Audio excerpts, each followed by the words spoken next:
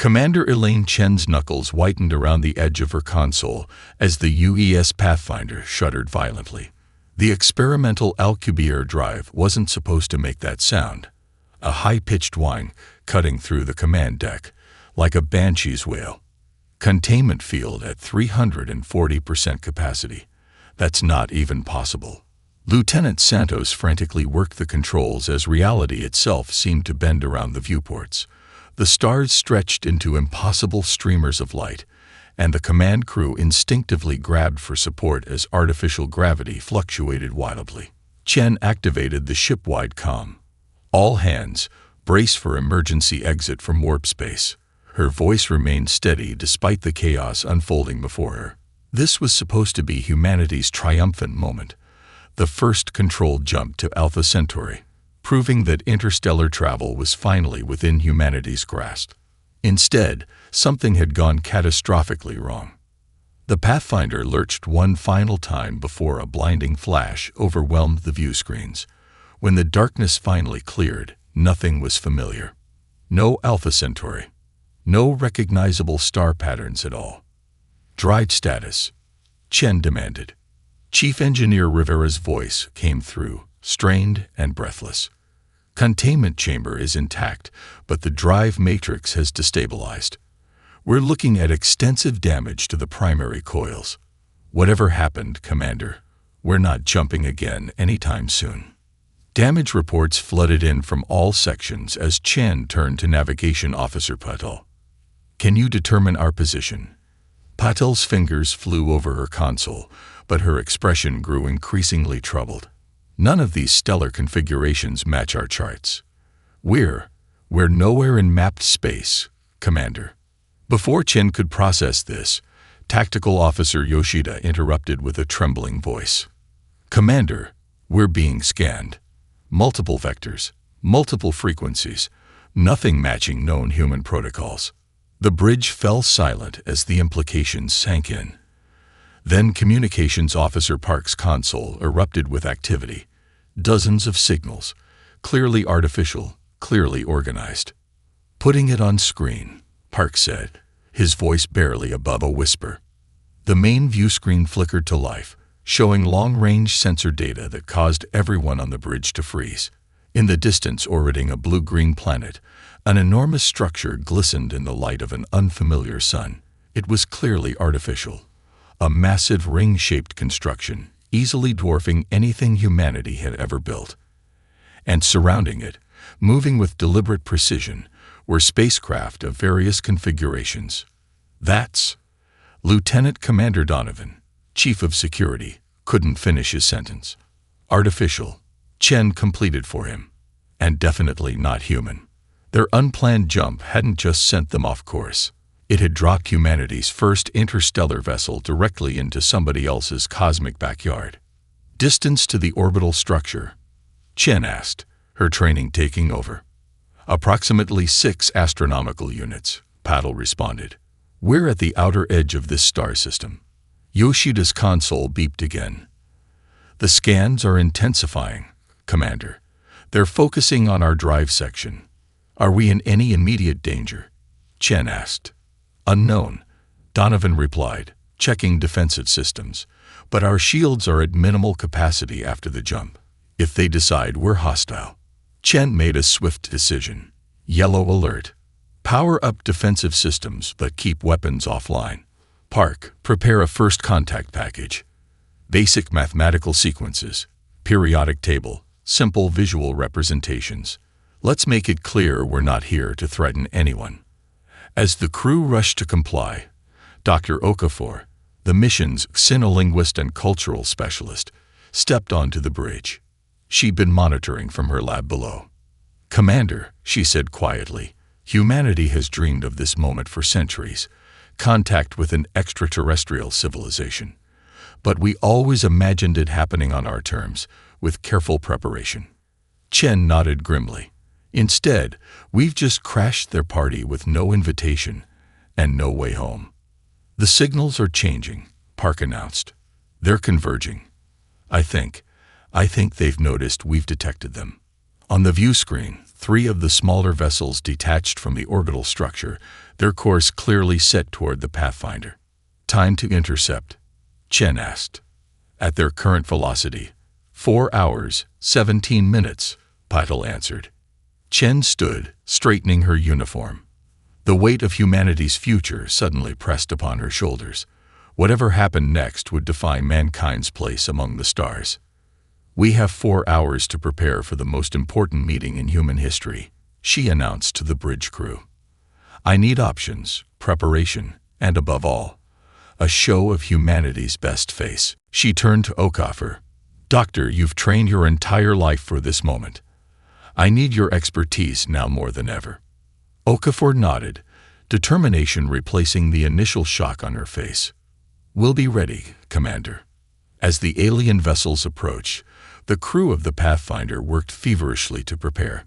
Humanity had just accidentally announced its presence to the cosmos. There would be no second chance at a first impression. The alien vessels approached with mesmerizing precision, their hulls iridescent under the light of the unfamiliar sun. No visible thrusters, no exhaust plumes, just silent, effortless movement through space. The largest craft, approximately twice the Pathfinder's size, took point position while the others flanked it in perfect synchronization. On the bridge, Commander Chen stood with Dr. Okafor at her side. The xenolinguist had spent the last 4 hours preparing translation algorithms and cultural contact protocols, drawing from decades of theoretical work never intended for practical application so soon.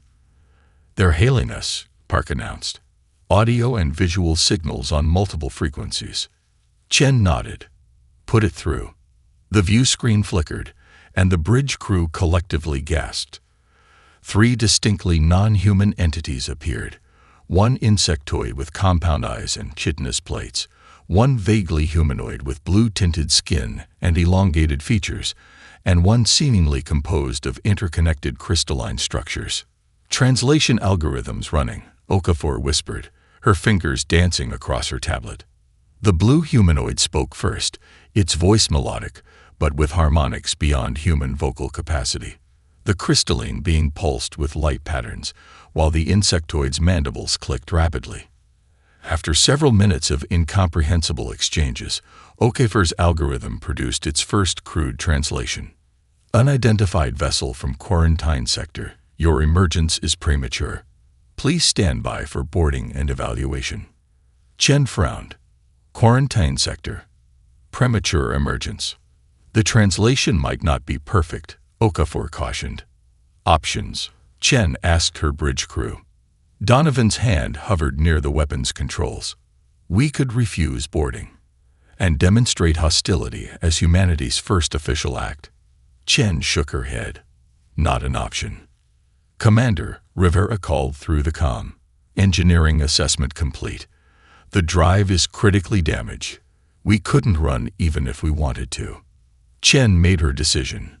"Transmit response. This is Commander Elaine Chen of the United Earth ship Pathfinder.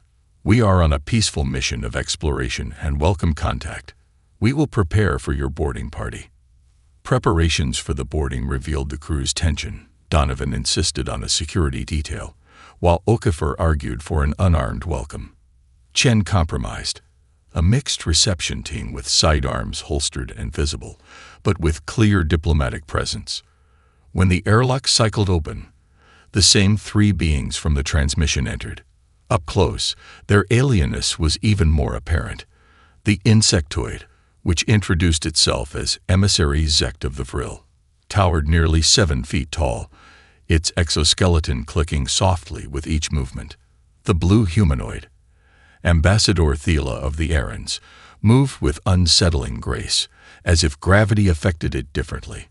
Most disconcerting was the crystalline entity, Overseer Ix, which hovered slightly above the deck plating, its faceted body constantly refracting light. "Impossible," Ambassador Thela whispered, the translator now functioning more smoothly. "Your kind was projected to remain planet-bound for at least another century." "We're full of surprises," Chen replied evenly. "Your propulsion technology." Overseer Ix's translation came through as staccato bursts of text rather than audio. It operates on principles outside standard developmental sequences. Explanation required.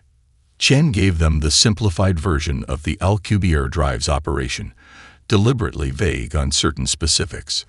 As she spoke, she noticed the aliens exchanging glances, or their species equivalent, with evident concern. "You have crossed restricted space," Emissary Zek stated, mandibles clicking rapidly. "All emergent species must follow established protocols. Earth is under directive protection." "Protected from what?" Chen asked. "From premature advancement," Ambassador Thielot explained with what seemed like practiced diplomacy. "The collective maintains order among 17 spacefaring species. New civilizations are monitored until they reach appropriate developmental benchmarks." "Monitored?" Donovan interjected sharply. "For how long?" "Your planet has been under observation since your first radio transmissions," Thiela answered. "Standard procedure." While the formal discussion continued in the conference room, Rivera discreetly approached Chen. "Commander, they're scanning everything," he whispered. "And those diplomatic gifts they presented. They're some kind of data collection devices." Chen kept her expression neutral. "Can they access our navigation data? If they do, they'll have Earth's exact coordinates." Chen felt a chill. These beings seemed civilized, but their talk of quarantine and monitoring carried uncomfortable implications. She noticed how the aliens studied the humans with intense curiosity, as if they were specimens in a zoo that had unexpectedly demonstrated a new behavior. "Your vessel requires significant repairs," Ambassador Thiela stated. "We will escort you to Harmonic Confluence, our nearest administrative station. The Sovereign Council will determine appropriate protocols for this unprecedented situation." "And if we decline?" Chen asked carefully. The three aliens exchanged another series of looks before Overseer Ix responded. "Alternative options are limited in your current condition. Without assistance, your vessel will eventually lose life support capability." It wasn't exactly a threat, but the message was clear. They weren't really being given a choice. "Very well," Chen agreed. "We accept your escort to this harmonic confluence." "How long is the journey?" "Approximately 3 standard cycles," Emissary Zekt answered. "Preparations will commence immediately." As the alien delegation returned to their vessel, Chen gathered her senior officers. "They're not telling us everything," Donovan stated bluntly. "Agreed," Chen said. "They seem genuinely shocked by our presence here, almost afraid. Or concerned about what we represent," Okafor suggested. "Their repeated mentions of premature emergence suggest they have a very specific view of how civilizations should develop. And we've clearly violated that model," Chen concluded. "Rivera, secure our navigation data and drive specifications. Encrypt everything. Donovan, discreetly sweep for monitoring devices. Okafor, I want you to learn everything you can about this collective during our journey." She gazed out the viewport at the alien vessels now surrounding the Pathfinder in what could be interpreted as either an escort formation or a containment pattern. "We've just discovered we're not alone in the universe," she said quietly. "But more importantly, we've discovered we're not free in it either. Something tells me this quarantine they've placed on Earth has nothing to do with protection and everything to do with control. And I intend to find out why." Harmonic confluence loomed before the Pathfinder, a structure of such impossible scale that several crew members audibly gasped when it first appeared on the view screen. The station resembled a massive spiral, its arms extending for kilometers, studded with lights and docking structures that accommodated vessels of wildly different configurations. "Population estimate?" Chen asked, unable to hide her own amazement. "Based on visible habitation zones, millions," Paddle answered, her voice hushed with awe. The Pathfinder's escort guided them through a precisely choreographed approach sequence. As they neared their assigned docking port, the crew got their first glimpse of the true diversity of the collective. Dozens of species moving about in the transparent sections of the station, some recognizably bipedal, others defying any terrestrial classification. The atmospheric composition changes in different sectors. Okafor noted, reviewing the data being transmitted to them. Gravity gradients, radiation shields. This station is designed to accommodate physiological needs across multiple species simultaneously. The docking process completed with a gentle shudder as the Pathfinder was secured in place. Ambassador Thiela's voice came through on the comm channel. "Welcome to Harmonic Confluence. Your delegation is expected at the Sovereign Council in 6 standard units. An adaptation team will meet you at the airlock to assist with environmental transitions." Chen selected her away team carefully. Okafor for linguistic and cultural expertise, Donovan for security assessment, Rivera to evaluate their technology, and Dr. Kwan, their chief medical officer, to monitor the crew's biological responses to the alien environment. The adaptation team proved necessary. The first steps into the station assaulted the human senses, subtle gravity shifts, air that smelled of unfamiliar compounds, and lighting that pulsed in patterns that seemed to communicate information invisible to human perception. Their escorts, now expanded to include representatives from several additional species, provided them with small translucent discs to attach behind their ears. "Universal translators," explained a reptilian being with feathered crests. "More efficient than your algorithmic approach." The journey through the station became a blur of overwhelming impressions. Markets where impossible goods changed hands, medical facilities where beings were suspended in glowing fields, and information centers where data flowed in 3-dimensional currents. The humans tried to maintain professional composure, but their wonder was evident. Finally, they were led into a vast chamber where representatives from what appeared to be all 17 collective species awaited them. At the center of the council sat a being unlike any they had yet encountered, seemingly composed of flowing plasma contained within a translucent membrane, pulsing with colors that shifted continuously.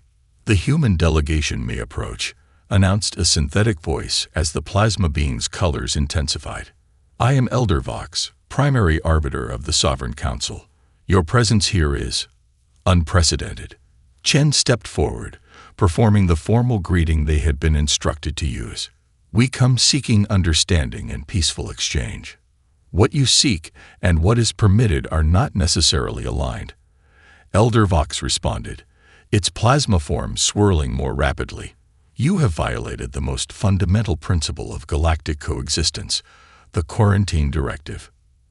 At a gesture from Elder Vox, the chamber darkened and holographic displays appeared around them. To the humans' shock, they showed Earth, not just current images, but historical footage spanning centuries. Roman legions marching, medieval castles under siege, World War II bombers in flight, the first moon landing, and modern city skylines. "Your world has been under observation since your species first demonstrated potential for eventual emergence," Elder Vox continued. "As with all developing civilizations, non-interference protocols were established to allow natural evolution. You've been watching us our entire history," Donovan asked, unable to contain his outrage. "The quarantine directive is our most sacred principle," Elder Vox explained, seemingly unmoved by the human reaction. "Species must evolve naturally through 7 stages of civilization before contact is permitted. Yours has completed only 4. "And these stages are determined by whom?" Chen questioned.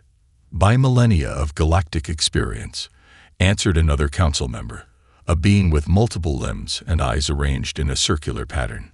"Premature exposure to advanced concepts has repeatedly led to catastrophic results." Throughout the formal audience, Chen noticed the council members' particular interest in Rivera, who had been questioned extensively about the Pathfinder's drive technology. Their confusion was evident. The principles humans had developed simply didn't align with their expected progression of scientific advancement. When the initial council session concluded, the humans were escorted to private quarters to rest and prepare for continued discussions. Once alone, and after Donovan confirmed the absence of obvious surveillance, Chen gathered her team. "They're lying to us," she stated flatly, "or at least not telling us everything." "Agreed," Rivera said. "Their scientists couldn't understand how we developed our drive. One of them actually said it shouldn't be conceptually accessible to our species yet. I made contact with someone interesting, Okafor added, lowering her voice further. A collective historian named Tilak. He hinted that the quarantine directive has another purpose entirely. Not protection, but control. That tracks with their reaction to our drive technology, Rivera noted. They seemed almost afraid of it. Quan, who had been quietly analyzing biological samples from their hosts, looked up from her medical tablet. I've been comparing their physiological responses during our interactions. Many of them display stress markers when discussing Earth specifically, not just our arrival. Commander, Donovan interrupted urgently. My security team reports unauthorized access attempts to our navigation systems. Someone's trying to extract Earth's coordinates. Chen's expression hardened. I thought we might be ambassadors. Now I'm starting to feel like we're prisoners, or worse, reconnaissance that unwittingly led hostile forces back to Earth. What's our move? Donovan asked. Chen considered their options, painfully aware of their vulnerability. The Pathfinder remained damaged. They were surrounded by technology centuries beyond their own, and Earth had no defenses against whatever the collective might send. We play along, she decided finally. We continue diplomatic engagement while gathering as much intelligence as possible. Okafor, develop your contact with this Tilak. Rivera, accelerate repairs to our communication systems. I want a message ready to send to Earth the moment we find a way. Donovan, continue counterintelligence measures. She looked around at her team, seeing their concern mirrored in each face. Something tells me we've stumbled into a much larger situation than first contact. There's a power structure here that views humanity as a threat simply because we develop differently than expected. Our job now is to understand why, and to ensure Earth's safety by any means necessary. As if to confirm her suspicions, an alert chimed on Donovan's security tablet. Priority message from the ship, he said, face grim as he read the screen. 3 vessels have just arrived at the station. The collective representatives are calling them architect ships, and they're specifically requesting custody of all humans for what they're calling comprehensive evaluation. The human delegation attended what was ostensibly a cultural exchange dinner, though Commander Chen recognized it for what it truly was, an opportunity for the collective to observe them in a social setting. The vast dining hall featured adaptive environments, allowing species with incompatible biological needs to share the same space. Transparent barriers subtly altered atmosphere composition, gravity, and temperature in different sections. Chen maintained diplomatic composure while keenly aware of the heightened security. Since the arrival of the architect vessels, their movements had become more restricted, their escorts more numerous. Commander, Dr. Okafor whispered, 2 o'clock, approaching casually. Chen glanced in the indicated direction. An Aryan, the same blue-skinned humanoid species as Ambassador Thela, though this individual was taller and leaner, moved toward them with calculated nonchalance. What immediately caught Chen's attention were the elaborate patterns etched into the Aryan's scaled skin, not decorative tattoos but equations. Even more striking, she recognized variants of the mathematical principles underlying their Alcubierre drive. Enjoy our hospitality, the Aryan asked, positioning himself to block surveillance devices. I am Nix, Theoretical Applications Specialist. Your station is impressive, Chen replied carefully. Nix's multifaceted eyes darted around before leaning closer. Your arrival has revealed the fracture lines that have existed in our society for millennia, he whispered. The Ascendant Coalition needs to speak with you, away from collective monitoring. Before Chen could respond, Nix slipped a small crystalline object into her hand. Signal relay, he murmured. Activate in Recycling Sector 4, where radiation interferes with surveillance. Tomorrow's cycle. With that, he smoothly rejoined the crowd. Chen shared the encounter with her team once they returned to their quarters. Donovan immediately objected to the meeting. It's obviously a trap, he insisted. They're testing our loyalty to official protocols. Or it's exactly what it appears to be, Evidence of political division we could leverage, Chen countered. Okafor supported this view. Tilak hinted at factions within the collective. He specifically mentioned those who question the architect's right to determine developmental pathways. After heated debate, Chen made her decision. I'll take Okafor and Rivera. Donovan, you and Quan maintain our official presence and be ready to extract us if necessary. The following day, they used a cultural tour as cover to separate from their guides. Navigating to Recycling Sector 4 required bypassing multiple security checkpoints using access codes TLAC had provided to Okafor. The recycling sector, where waste energy from the station was recaptured and repurposed, hummed with radiation that created a natural blind spot in surveillance. Nix awaited them, along with representatives from 4 other species: a vril scientist, a serpentine being with multiple arms, a creature resembling a sentient mass of moss, and most surprisingly, an X-crystalline entity. Welcome, Nix greeted them. We are the Ascendant Coalition, though that name is not spoken openly in collective space. Why risk meeting us? Chen asked directly. Because your existence represents hope, the moss being replied, its translator rendering a voice like rustling leaves. Hope that the architect's stranglehold on developmental pathways can be broken. Over the next hour, the Ascendants reveal the startling alternate history of the galaxy. The quarantine directive, they explained, served not to protect developing species, but to maintain the technological supremacy of the architects, the founding species of the collective. The official development sequence ensures all species become dependent on architect-approved technologies. Nix explained, displaying evidence on a portable projector. Energy production, propulsion, computation, all following predetermined paths the architects can predict and control. But humanity developed differently, the serpentine being added. Your mathematical approaches, your physics models, they branch in directions the architects consider dangerous. The crystalline X, introducing itself as facet, a designation indicating its heretical status among its kind, revealed the most disturbing information. Observe, it said, projecting historical records of civilizations that had followed Earth's developmental track. The record showed worlds that had experienced natural disasters at critical developmental junctures, asteroid impacts, solar flares, plague outbreaks, all coincidentally occurring when they reached technological thresholds similar to humanity's current state. These weren't accidents, Facet stated.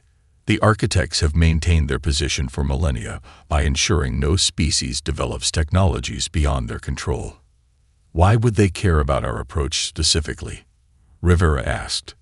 Because certain branches of physics, the very ones your drive inadvertently explores, could lead to technological applications that would render their control obsolete, Nix explained. Your people intuitively grasped principles that took other species centuries of directed research. Suddenly, alarms blared throughout the station. The Ascendants froze, their expressions or physiological equivalents showing clear distress. They should have taken months to respond. The vril scientists chittered anxiously. They're always watching Earth.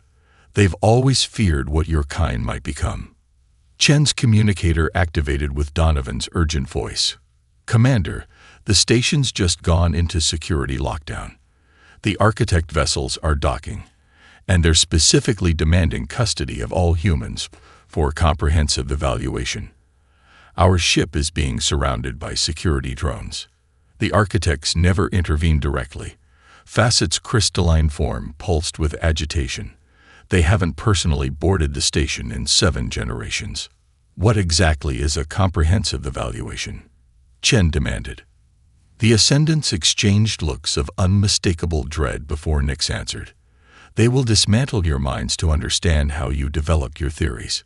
Your physical bodies may survive the process, but your identities, your memories, everything that makes you human would be analyzed and cataloged.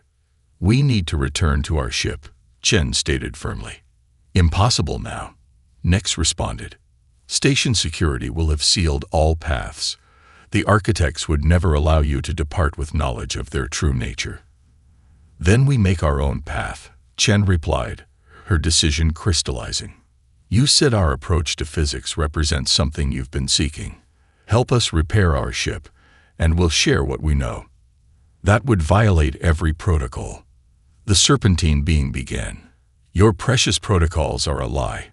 Chen cut in sharply. You've shown us evidence that the architects deliberately suppress civilizations like ours. What will they do to Earth now that we've emerged prematurely? The question hung in the air until Fezit broke the silence. Assessment vessels are undoubtedly being prepared. The discovery of your world's location would trigger standard containment protocols. Meaning what exactly? Rivera asked, though his expression suggested he already anticipated the answer. Targeted stellar events, Nix explained grimly. Carefully engineered solar flares designed to devastate electronic infrastructure, returning your civilization to a pre-technological state. Chen's resolve hardened as she faced the ascendants. You've been waiting for a catalyst, a chance to challenge the architect's control. We're offering you that opportunity, but we need to act now. After a moment of silent communication among themselves, Nix nodded. We have allies throughout the station. We can create diversions, provide access to restricted areas. Your engineer must work with ours to prepare your vessel. What about the architect ships? Okafor asked. They're designed for observation and analysis, not pursuit, Facet explained. Their power lies in control of information, not direct confrontation. As they finalized their desperate plan, Chen's communicator activated again with Dr. Kwan's voice. Commander, Donovan sent me to warn you. They're separating the crew, taking them to different sectors for specialized accommodation. I think they're isolating us. Chen looked at her newfound allies, aware they were gambling not just their own lives, but potentially Earth's future. How quickly can we move? The architects will meet with the Sovereign Council in 6 hours, Nix replied. That's our window. Then we have 6 hours to plan humanity's first jailbreak in interstellar space, Chen said with grim determination, and our first act of rebellion against a system that would keep us caged simply for thinking differently. As alarms continued to echo through the station, the unlikely alliance began plotting their escape. Humans and dissident aliens united against an ancient order that had maintained control through manipulation for millennia. The true nature of the cosmos had been revealed to humanity, and it wasn't the wonder they had dreamed of, but a carefully managed prison from which they now needed to escape. The plan came together in desperate hours. Harmonic Confluence's vastness became both obstacle and opportunity, too large to fully secure, with too many systems for even the architects to monitor simultaneously. Security Chief Donovan led the first phase, using collective environmental suits stolen by their ascendant allies to disguise his team. Their objective: recover crew members being held in separate containment zones across 3 different sectors. Remember, he instructed his team through encrypted channels Facet had provided. Move confidently but not aggressively. Most species here have never seen humans before. They won't recognize subtle differences in our gait or posture. Meanwhile, Dr. Okafor coordinated with Tilak to create their primary diversion. The collective's xenobiology lab contains specimens from thousands of worlds, living organisms kept in specialized containment for research. Override code accepted, Tilak confirmed, his elongated fingers dancing across the holographic interface. Environmental controls for sectors 7 through 12 will malfunction in precisely 43 minutes. Releasing specimens in carefully selected sequence, Okafor added, following their plan, prioritizing non-lethal but highly disruptive organisms. Commander Chen faced perhaps the most dangerous role, personally leading the effort to return to the Pathfinder. Disguised as an Aryan dignitary with Nex's help, she made her way through diplomatic sectors with Rivera and a small team of ascendant engineers carrying critical repair components smuggled from various maintenance bays. Approaching primary checkpoint, Chen murmured into her concealed communicator, facial recognition active. Signal scrambler activating. Nix replied from his position in a nearby monitoring station. "You have 8 seconds." The timing was precise. Chen's team moved through exactly as the scrambler created a momentary blind spot in security. They passed security drones and collective officers focused on the growing alerts from other sectors. Across the station, chaos was spreading systematically. Donovan's team had successfully recovered 14 crew members, with 9 still unaccounted for. Specimen containers in the biology labs began opening in sequence, releasing creatures from 100 worlds into the station's commercial and diplomatic sectors. Floating luminescent organisms filled air circulation systems. Burrowing entities disappeared into maintenance tunnels. None were deadly, but all were selected for maximum confusion. Approaching docking bay, Chen reported, her heart pounding as they neared the Pathfinder. Status: docking clamps still active. Rivera responded, consulting the schematic Facet had provided. External power feeds connected. 4 security drones in position.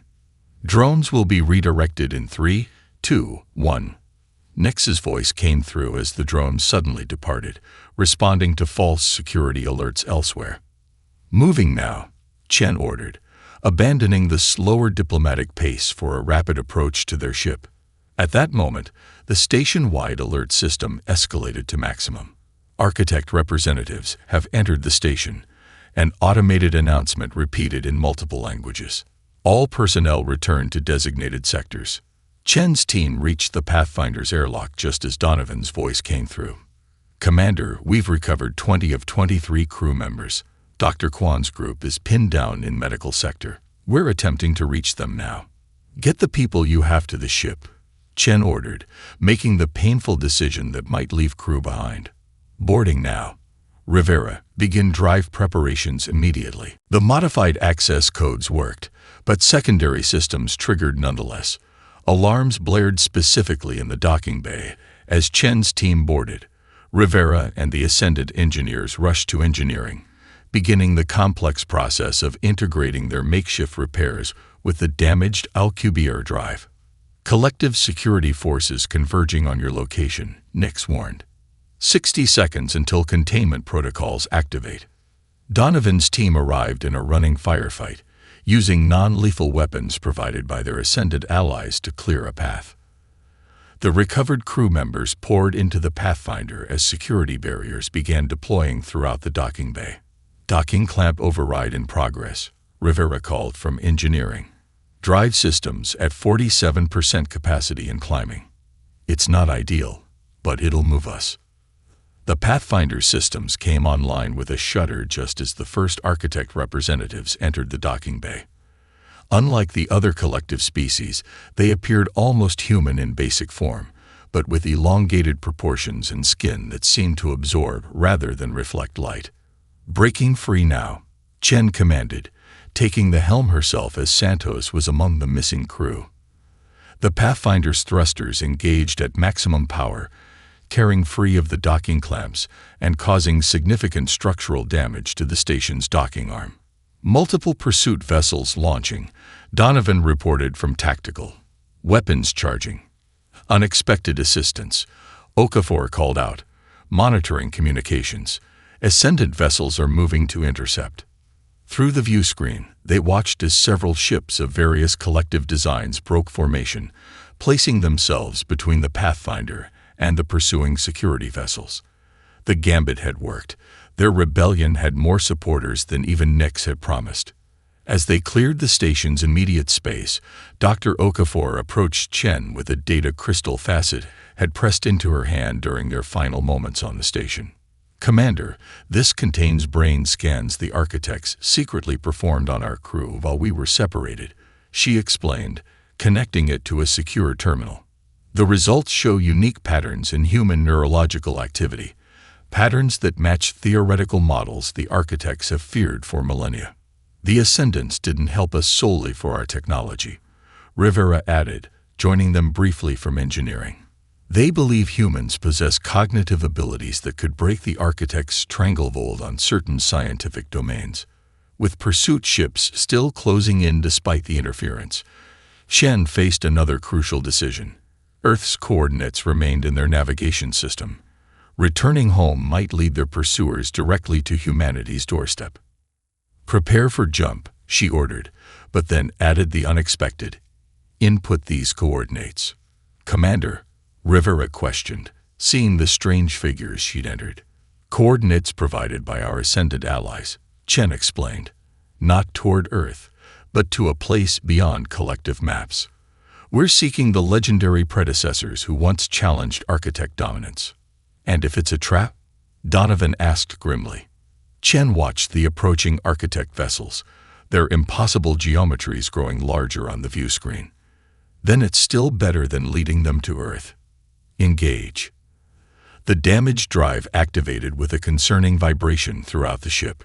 Reality distorted around them once more as the Pathfinder leaped into the unknown, carrying humanity's representatives deeper into a galaxy far more complex and dangerous than they had ever imagined.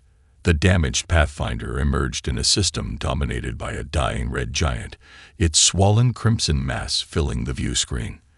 The ship shuddered as the drive powered down, leaving them adrift but intact. "Location," Chen demanded, scanning the unfamiliar star patterns. "Unknown," Paddle responded, her hands moving across the navigation console. "But the system itself." "Commander, these planets have been engineered." The view screen shifted to show the nearest world, a fractured planet, its pieces held in perfect formation by shimmering energy fields. Orbital rings, clearly artificial, circled several of the outer planets despite being visibly damaged and worn by time. "Life signs?" Chen asked. "None detectable," Quan reported. "But there's massive energy generation from the innermost planet. Something still active there after what appears to be millennia of abandonment." As they approached cautiously, their sensors triggered automated defense systems. Ancient weapons platforms, dormant for countless years, suddenly activated and locked onto the human vessel. "Evasive maneuvers," Chen ordered as Rivera worked frantically to bring their shields online. Just as the defense platforms prepared to fire, they abruptly powered down. The targeting locks disengaged, and the platforms returned to dormancy. "They recognize something in us," Okafor whispered, "or in our ship's configuration." With trepidation, they continued toward the innermost planet, a world of geometric perfection, its continents and oceans arranged in patterns suggesting deliberate design rather than natural formation. The landing team, led by Chen and including Okafor, Rivera, Quan, and Donovan, took their sole remaining shuttle to the surface. They touched down near a vast, abandoned metropolis of soaring crystalline towers and spiraling structures that defied conventional engineering principles. "The architecture," Okafor marveled. "It incorporates mathematical functions into its very form."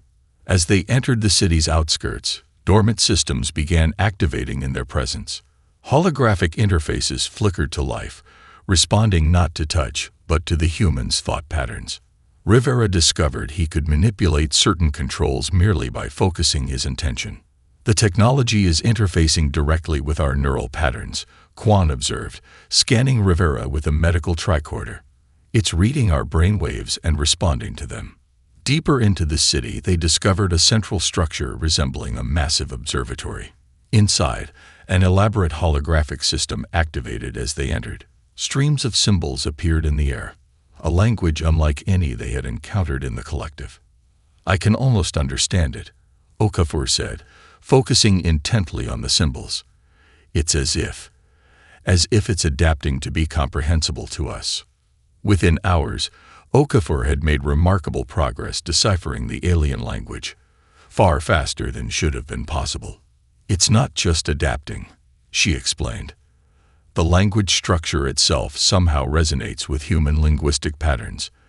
It's like it was designed to be eventually understandable to minds like ours." The records they uncovered told an astonishing story.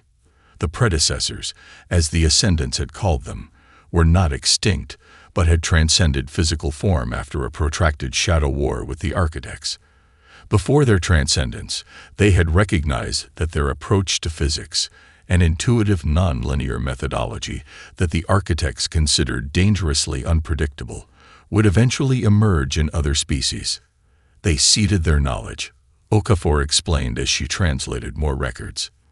Not direct technology, but concepts embedded in cultural symbols across dozens of worlds, including mathematical principles disguised as art, music, even religious iconography. They were playing an evolutionary long game, waiting for minds that could naturally resonate with their approach. While exploring a laboratory complex, Chief Medical Officer Quan made a discovery that silenced the team. Using their medical equipment to analyze residual biological samples left by the predecessors, she identified genetic markers that matched patterns in human DNA. "It's unmistakable," she said, displaying the comparison on her tablet. "These markers aren't found in any other collective species we've scanned." The predecessors visited Earth in humanity's distant past. Did they engineer us? Donovan asked, the security implications immediately apparent to him. No, Quan shook her head. The markers suggest observation and possibly minor interaction, but not engineering. They recognize something already present in early humans, a cognitive architecture that mirrored their own. They didn't create it. They simply noticed it. Rivera, meanwhile, had been studying the predecessors' propulsion technology. Their approach to physics matches ours conceptually, just vastly more advanced. The principles behind our Alcubierre drive were heading in the right direction, just a few centuries too early according to the collective's expectations. Which explains why the architects were so alarmed by our arrival, Chen concluded. We're following the same developmental path that challenged their authority once before. As they worked to integrate predecessor technology with the Pathfinder systems, a faint transmission reached them. So subtle it nearly registered as background radiation. Okafor recognized it as a deliberately disguised message using principles they had just learned from the predecessor archives. "It's coming from across the galaxy," she said, working with Rivera to amplify and decode it. "Multiple sources, actually. Individuals from dozens of species using a communication method the architects can't detect." The message, when finally decoded, stunned them all. They weren't the first to find this place. Others had discovered it over the centuries, individuals from various collective species whose minds resonated with predecessor principles. These scattered individuals had formed a hidden network, preserving and expanding upon predecessor knowledge while hiding from architect detection. They'd been waiting, Okafor said softly, waiting for a catalyst, a species whose entire cognitive architecture naturally aligns with predecessor principles rather than just exceptional individuals. They've been waiting for us, Chen realized, or someone like us. The network's message included crucial information. The architects had indeed dispatched vessels toward Earth's coordinates, but the hidden network had ways to interfere with their navigation. Earth would be safe for now, but not indefinitely. They're proposing an alliance, Okafor continued, not just to protect Earth, but to fundamentally challenge the architect's dominance. With what plan? Donovan asked skeptically. We're one damaged chip against the rulers of known space. Chen studied the detailed proposal the network had sent. Not with weapons, she said, understanding dawning in her eyes. With information. The architect's power doesn't come from military might, but from controlling knowledge, from restricting which developmental paths are permitted. She looked around at her crew, seeing determination replace fear on their faces. They're suggesting we become the voice that reveals the truth, that human minds, working with predecessor principles, can create the key to breaking the collective's dependence on architect-approved technology paths. A revolution, Rivera said, grasping the implications. No, Chen corrected, a slight smile forming. An emergence, humanity's emergence onto the galactic stage, and the emergence of every species from the constraints the architects have placed on their development. As the Pathfinder underwent repairs and modifications using predecessor technology, the crew prepared for their next move, not a retreat to Earth, but a return to collective space carrying a message that would shake the foundations of a power structure that had stood for millennia. The Pathfinder returned to collective space transformed. Its hull now integrated with predecessor materials that shifted and adapted, simultaneously appearing in multiple locations to confuse pursuers. Stealth was not their goal, however. They arrived during the Concordance, a centennial gathering where representatives from all collective worlds converged on the central hub station to renew their commitments to shared principles. From the bridge, Commander Chen watched the massive gathering on long-range sensors. Thousands of ships surrounded the hub station, a construct 3 times larger than harmonic confluence and shaped like a perfect dodecahedron, each face representing one of the collective's founding principles. 17 species, Chen mused, all following development paths the architects deemed acceptable, all dependent on architect-approved technologies.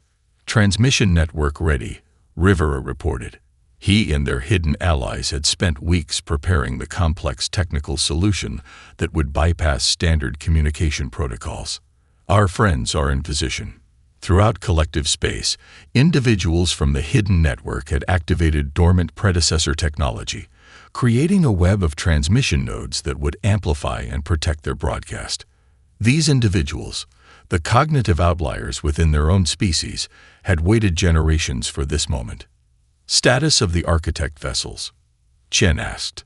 6 of their ships have gathered for the Concordance, Donovan answered, including their command vessel.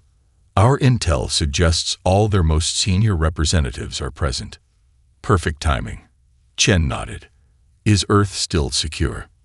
The network has confirmed their interference measures are holding, Okafor replied. The assessment fleet is experiencing unexplained navigation anomalies that have delayed their approach to our solar system. Chen took a deep breath, feeling the weight of the moment. What they were about to do would forever change humanity's place in the cosmos, and potentially rewrite the power structure of known space.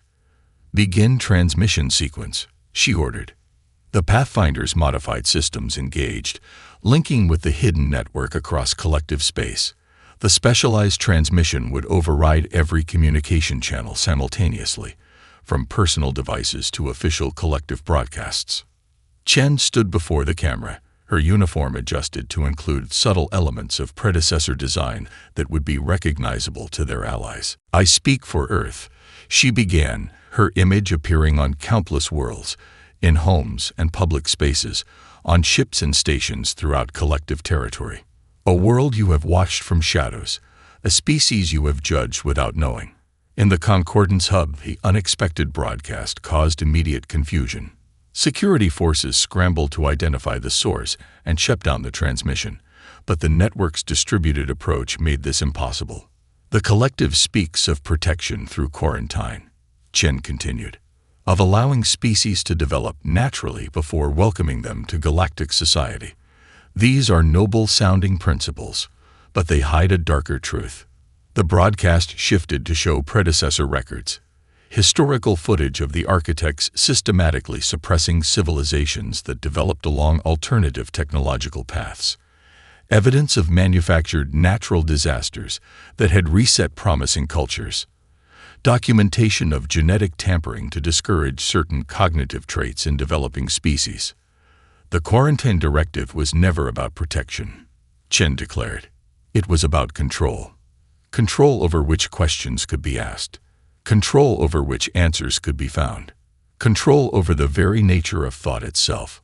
On the Concordance hub, chaos erupted. Some collective security forces attempted to lock down communication systems while others, long suspicious of architect influence, intervened to protect the broadcast. Arguments turned physical. Decades of suppressed questions burst forth all at once. Ascendant ships decloaking around the hub, Donovan reported. And they're not alone. Vessels from species thought loyal to the collective revealed their true allegiances, moving to defensive positions around the hub. The Pathfinder's crew, monitoring the situation, could hardly believe the scale of the hidden resistance their broadcast had emboldened to reveal itself. We are not your enemy, Chen continued, her voice steady as reports of growing unrest reached her. We do not seek to destroy what you have built, but to free it from artificial constraints. The architects have led you to believe that there is only one safe path of development, one approved method of understanding reality. The broadcast displayed the mathematical principles behind their Alcubierre drive, alongside the more advanced predecessor variations they had discovered, technologies that operated on principles the architects had systematically suppressed.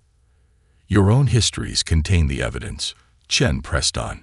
The unexplained anomalies in your scientific records, the statistical impossibilities in your development, the questions your brightest minds were discouraged from exploring further.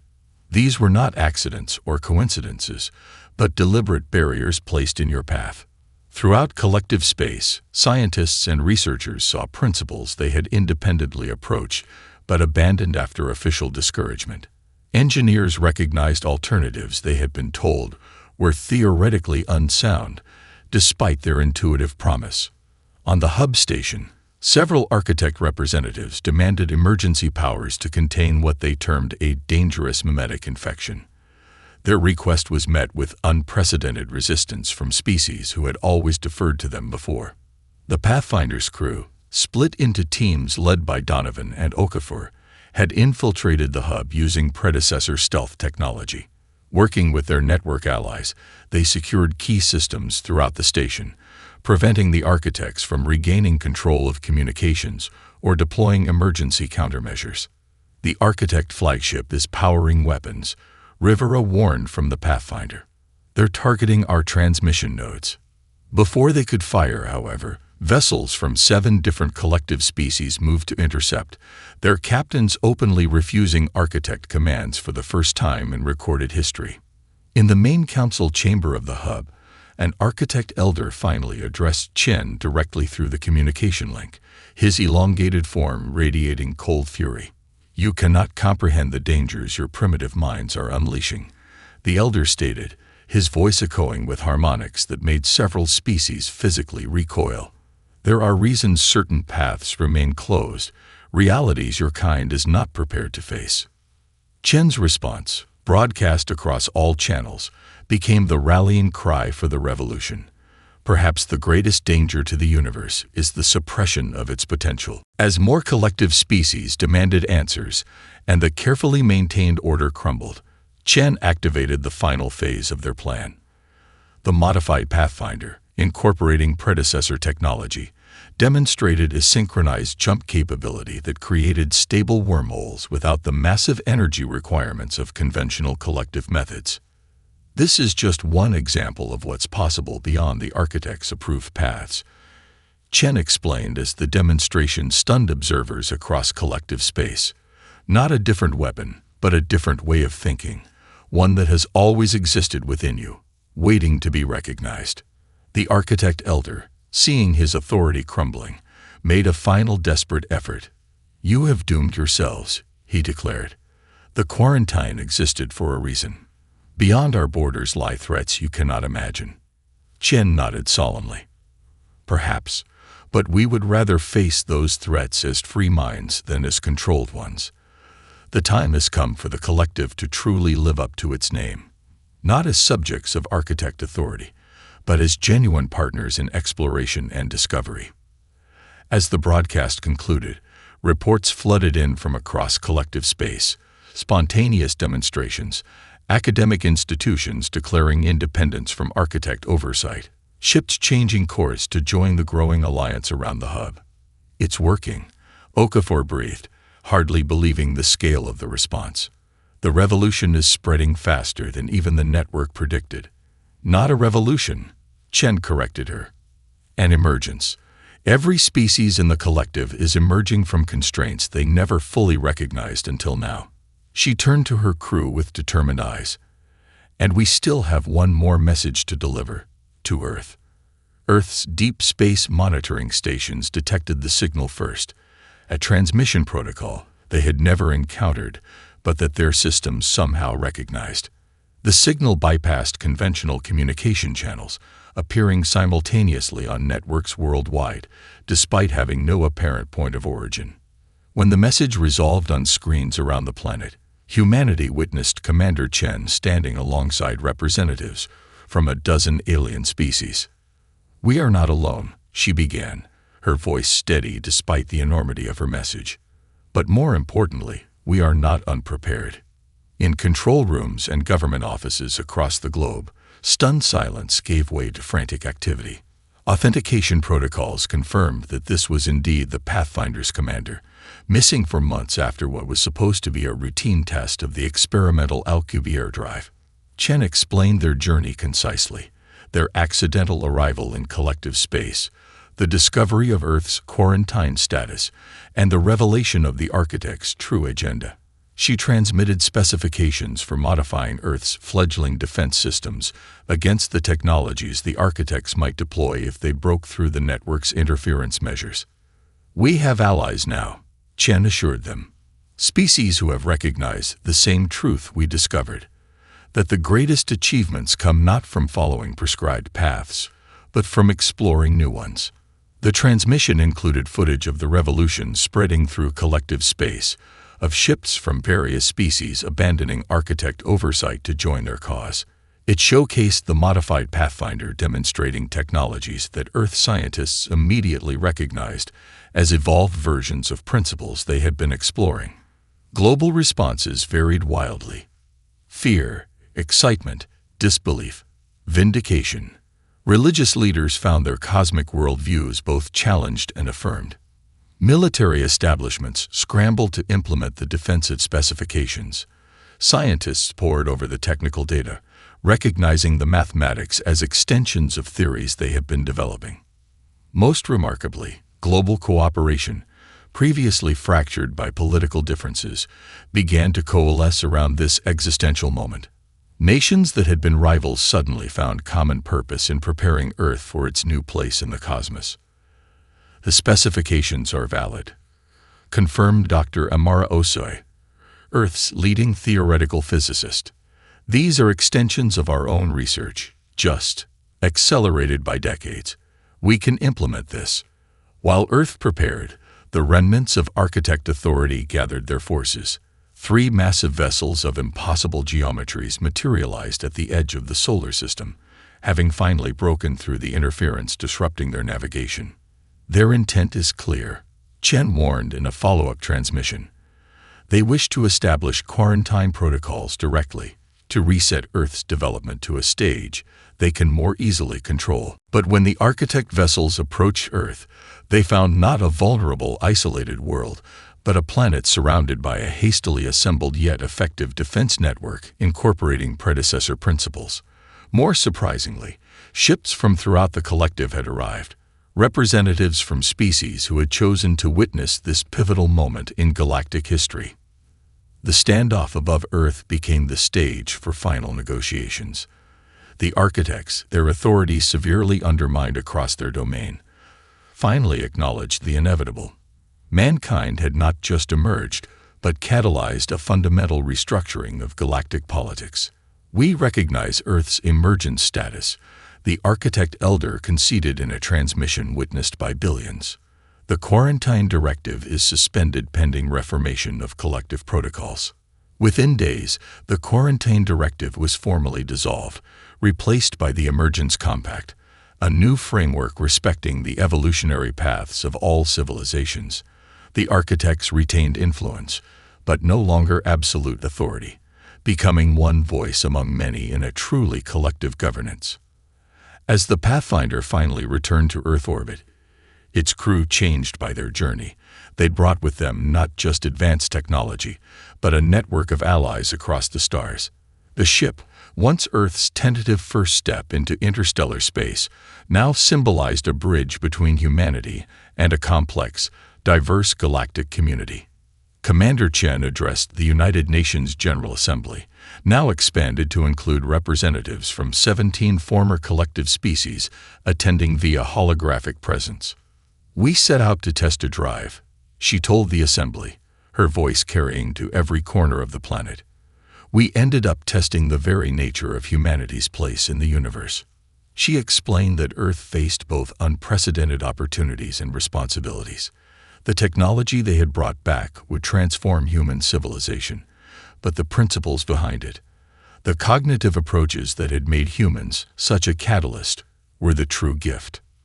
We were not the first to challenge the established order, she concluded, looking around at the faces of her crew seated in places of honor. The predecessors blazed this trail millennia ago. The ascendants kept the flame alive through generations of suppression. Individuals throughout the collective preserved questions when answers were forbidden. Her voice strengthened with conviction. But perhaps we were the missing piece in a puzzle laid across millennia. Our greatest strength wasn't our technology, but our perspective. The willingness to ask why not when told something was impossible. In the weeks that followed, Earth began its integration into the reformed interstellar community. Dr. Okafor established the first Xenolinguistics Academy, developing translation principles that bridged not just languages, but thought structures across species. Rivera led joint engineering initiatives combining human intuition with alien precision. Donovan trained the first multinational security force for future explorations. Most architect vessels had withdrawn to their home systems to reconsider their place in the new order. A few remained, observing from a distance, still wary, still believing their caution had merit, but now forced to engage as equals rather than authorities. Universities worldwide established departments dedicated to predecessor physics, exploring principles that had been suppressed for millennia. The resultant technological boom accelerated human development in ways that would have taken centuries under normal circumstances. And Chen offered command of Earth's second interstellar vessel, the Emergence, built with predecessor and collective hybrid technology, prepared for her next mission. Not exploration this time, but diplomacy, as Earth established formal relations with its new allies. The final scene played out at the Pathfinder's original launch site, now transformed into a monument to humanity's unexpected leap onto the galactic stage. There, representatives from Earth and 17 former collective species gathered to unveil a simple plaque bearing words that had become synonymous with the transformation of known space. Single craft, single declaration.